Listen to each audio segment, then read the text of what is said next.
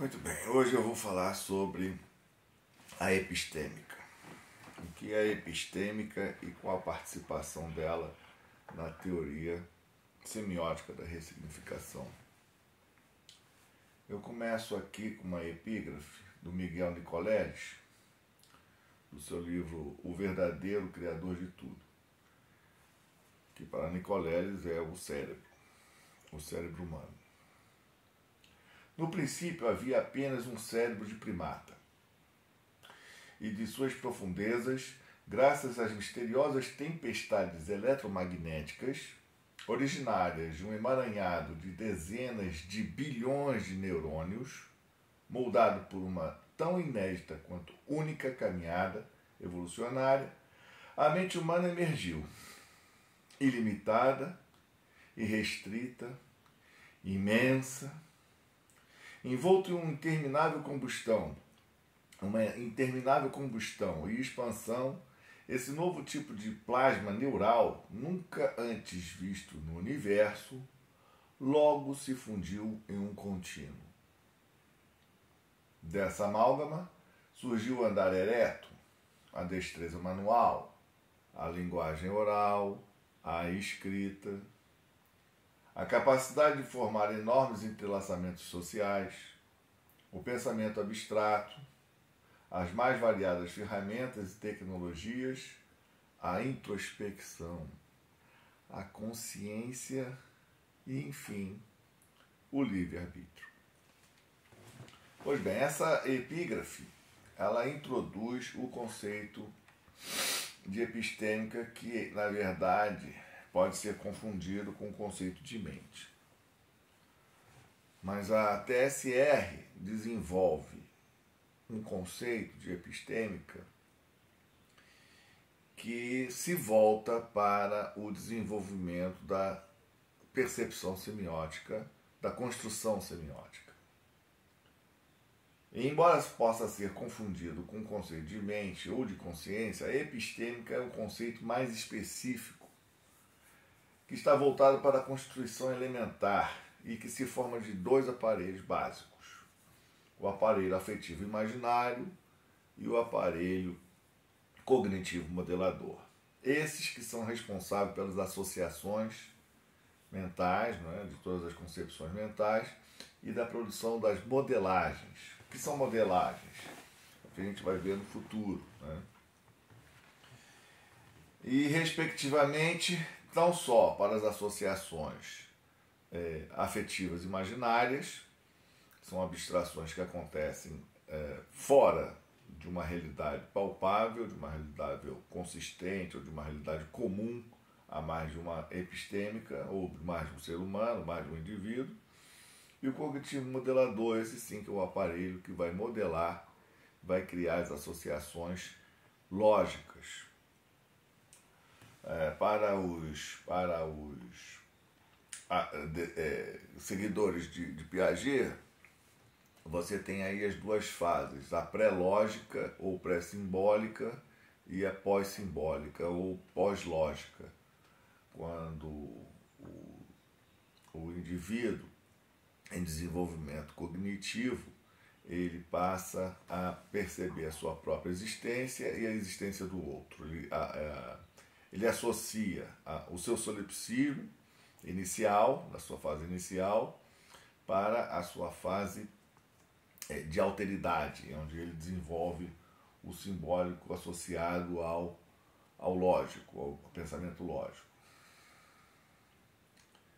É, portanto, na epistêmica que se geram o signo e os sistemas de signos, tanto em forma, o seu significante, como em conteúdo, o seu significado, bem como as ressignificações que derivam desse processo. Então você vai ter um momento inicial em que se cria o signo e um momento secundário ou posterior, a posteriori, em que se recria o signo. Então a epistêmica é responsável pela elaboração e execução da linguagem, nas suas codificações, decodificações e recodificações. Estas últimas chamadas, então, de ressignificações. E podemos ainda definir três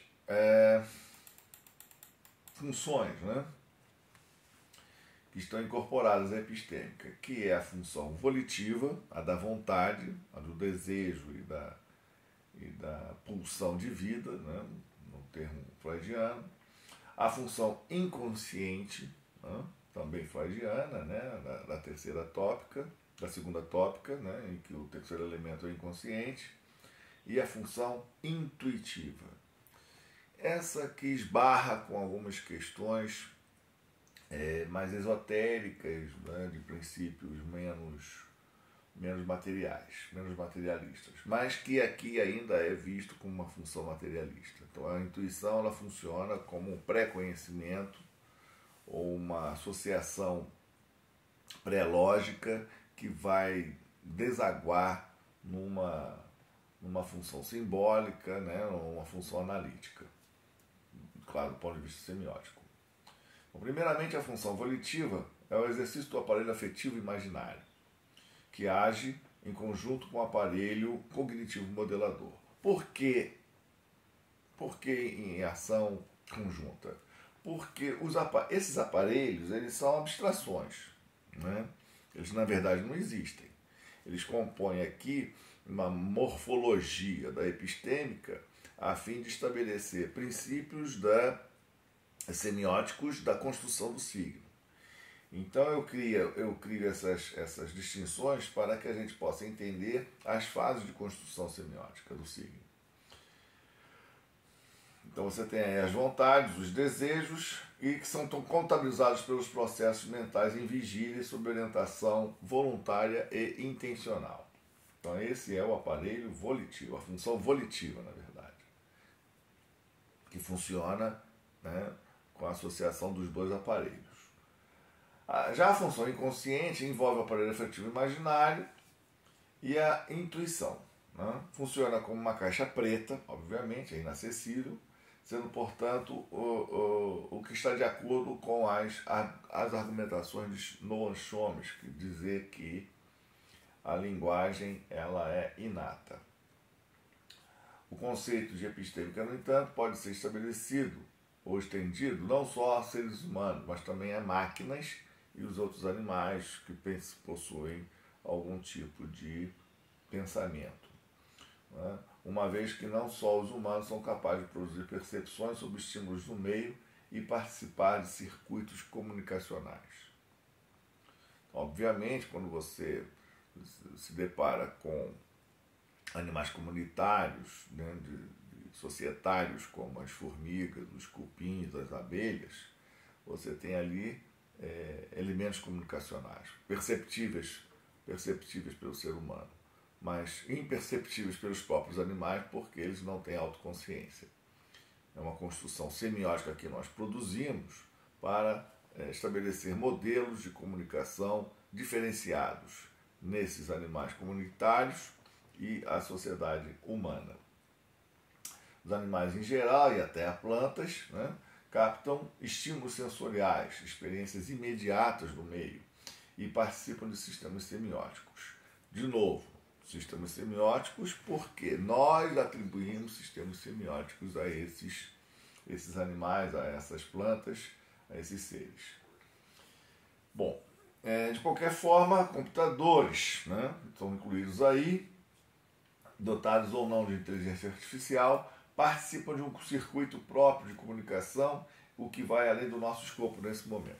Bom, o que acontece é o seguinte, nos computadores, você tem nas redes de computadores comunicação de dados, comunicação de informações, que serão processadas por cada uma das máquinas partícipes do processo. Então, numa rede convencional, na transmissão de arquivos de uma máquina para outra, não precisa pensar em internet, você pode pensar numa rede local, simplesmente ponto a ponto, de duas máquinas, você tem aí uma maneira de estabelecer circuitos comunicacionais e verificar que há aí transmissão de mensagens, né? Se você colocar isso dentro do padrão do diagrama de Jacobson, dá perfeitamente para estabelecer os elementos constituintes do diagrama, o emissor, receptor, código, mensagem, etc, etc. Ocorre que essas transmissões do computador, na verdade, são extensões da comunicação humana. E que hoje, com o advento da inteligência artificial, isso ganha um sentido simbólico, né, de que teria por trás disso uma inteligência segunda, para além da inteligência humana, uma outra inteligência, entre aspas, obviamente, que estaria capacitada a estabelecer algum tipo de vontade, algum tipo de função volitiva. Mas, na verdade, isso ainda é muito primário, ainda é muito primitivo, uma vez que a inteligência artificial possa ser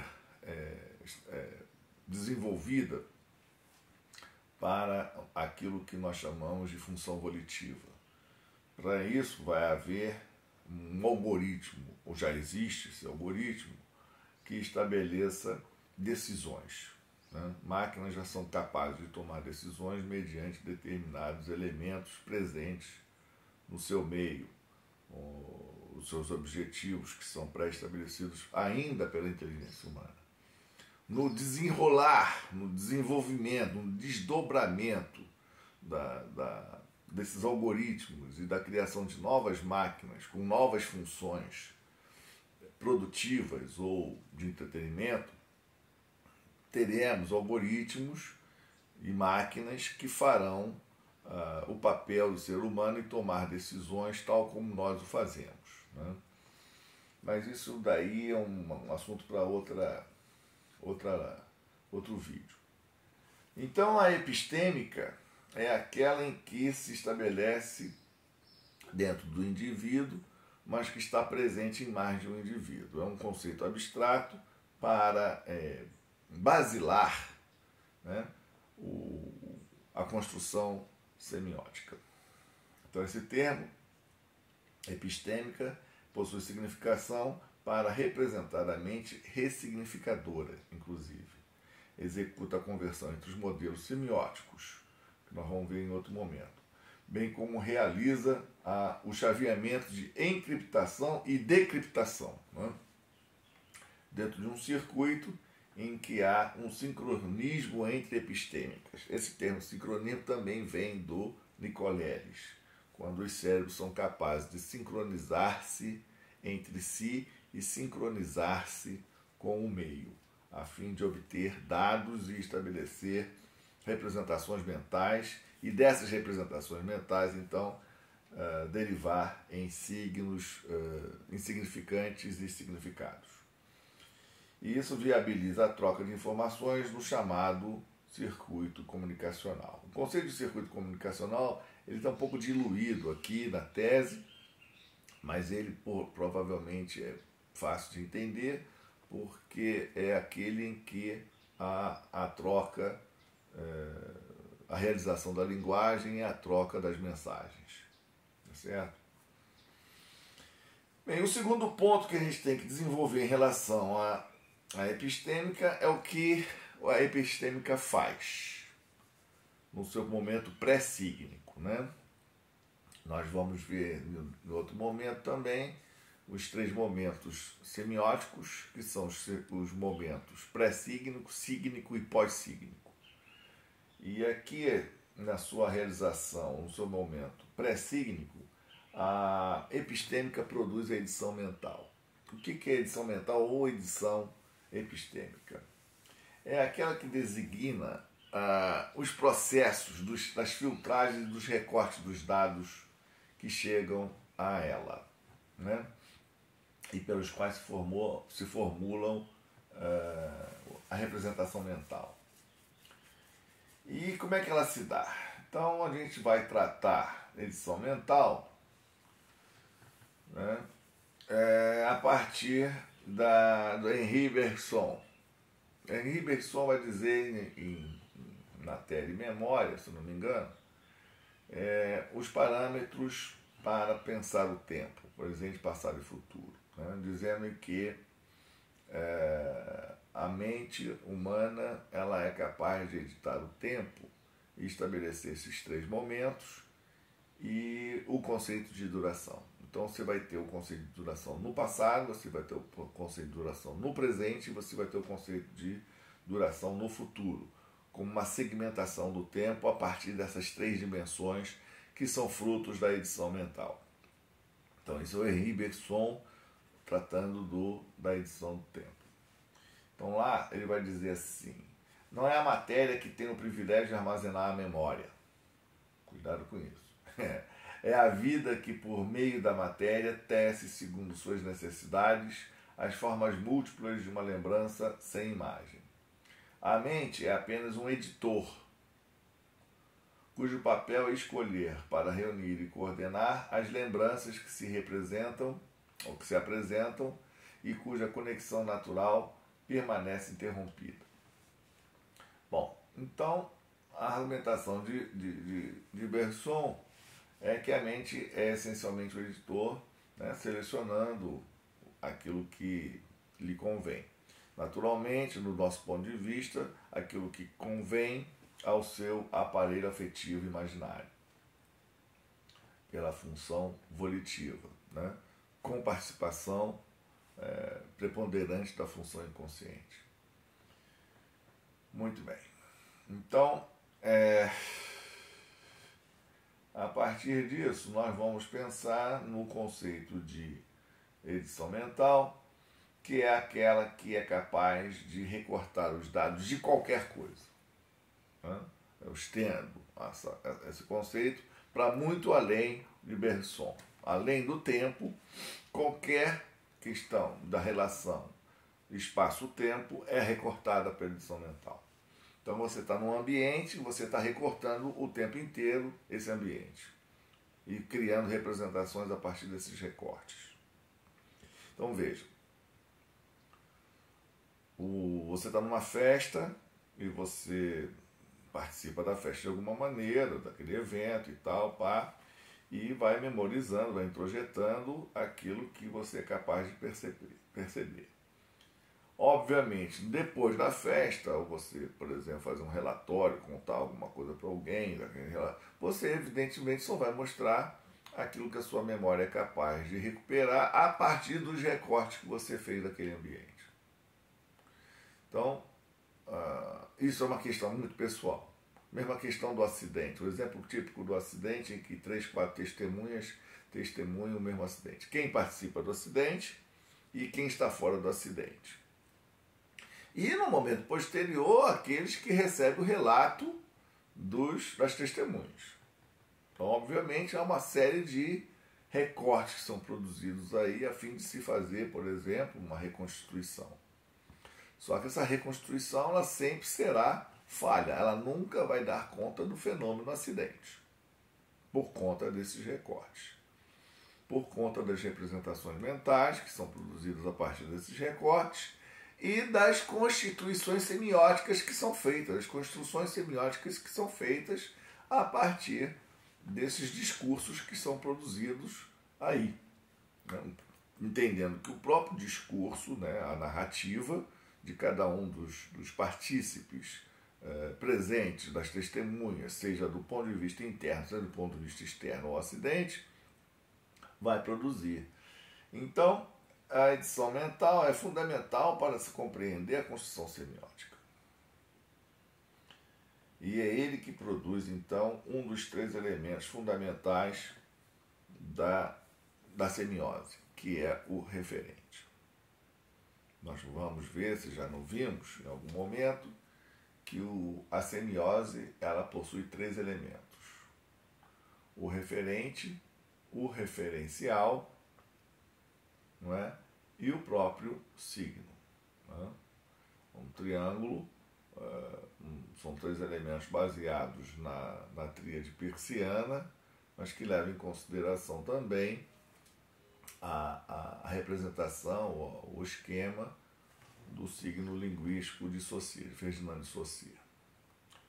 Bom, com isso a gente vai encerrando aqui essa questão da participação da epistêmica, porque a partir daqui a gente vai falar da amorfia do pensamento e das produções pré-semióticas, semióticas e pós-semióticas.